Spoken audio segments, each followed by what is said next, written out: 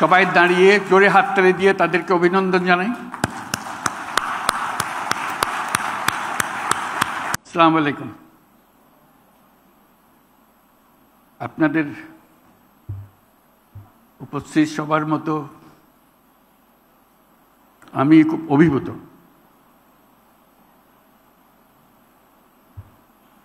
মানে কিভাবে মনের ভাব প্রকাশ করা যায় বোঝা কঠিন হয়ে গেছে। বাংলাদেশি হিসেবে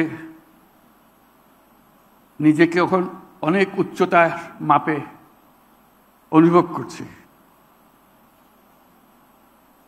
আমরা যদিও বেগম রোকেয়াকে স্মরণ করে এটা করছি, মনে হচ্ছে এটা মহিলাদের একটা বিষয়।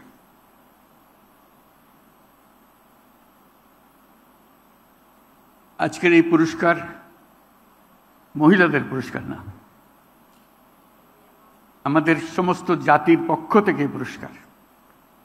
আমরা দাঁড়িয়ে সবাই দাঁড়িয়ে জোরে হাততালি দিয়ে তাদেরকে অভিনন্দন জানাই।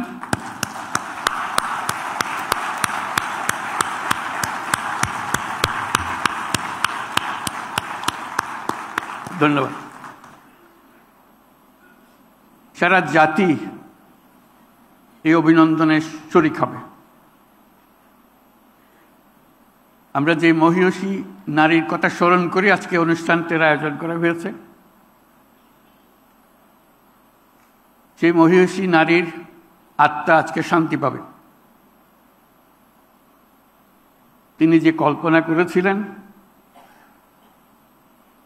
তার ইমাজিনেশনে তিনি যেই সমাজ চিন্তা করেছিলেন, আজকে যারা পুরস্কার পেল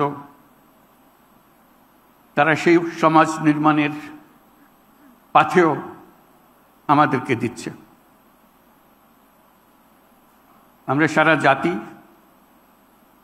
তাদের উদাহরণ থেকে, তাদের পথ চলা থেকে শিক্ষা পাই এবং যে আদর্শে বেগম রোকেয়া আমাদেরকে নিয়ে যেতে চাচ্ছিলেন, অতি চমৎকারভাবে তুলে ধরেছিলেন তার বক্তব্যে, তার লেখায়। আজকে যে চারজন পুরস্কার পেলেন, যারা রোকেয়ার সেই পথে আমাদের জাতিকে তুলে দিল, এগিয়ে দিল, আমরা ভাগ্যবান, আমরা ভাগ্যবতী। আমরা 100 বছর পরেও আরেকজন রোকেয়া সৃষ্টি করতে পারি নাই, এটা আমাদের দুর্ভাগ্য। তিনি যেসব দিক নির্দেশনা দিয়ে গেছেন, যেসব স্বপ্ন দেখিয়ে গেছেন,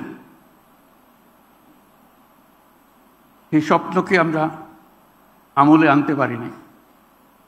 কথা বলেছি, অগ্রসর হতে পারি না। আজকে তার জন্ম উপলক্ষে যে আয়োজন, সেটা শুধু তাকে স্মরণ করার জন্য না, আমাদের ব্যর্থতাগুলো খুঁজে বার করার জন্য। কেন আমরা ব্যর্থ হলাম? কেন এই 100 বছরেও আরো বেগম রোকেয়া আসলো না আমাদের মাঝখানে, যে আমাদেরকে পথ দেখাতো, এগিয়ে নিয়ে যেত, ধাক্কা দিত, মনে করিয়ে দিত কোন পথে আমাদের যাওয়া দরকার। 100 বছর পরে কি হলো? কত অগ্রসর হলাম?